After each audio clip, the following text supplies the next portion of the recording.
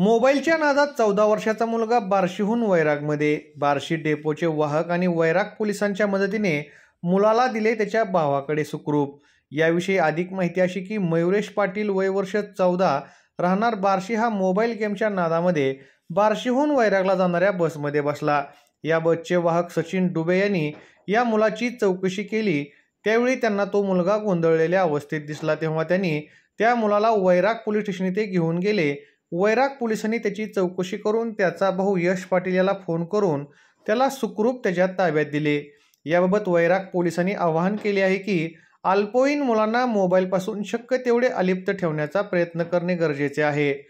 मोबाईलच्या अतिवापरामुळे लहान मुलांवर विपरीत परिणाम होत असून डोळ्यांच्या तसेच इतर समस्या वाढू लागल्या आहेत. मोबाईलच्या अतिवापरामुळे बौद्धिक क्षमताही प्रभावित होत आहे. त्यामुळे लहान मुलांना मोबाईलच्या विळख्यात न अडकवता मैदानी खेळाकडे वळवण्याचे आवाहन police head constable Umesh Kangle तसेच अमोल अवघडे यांनी केले आहे.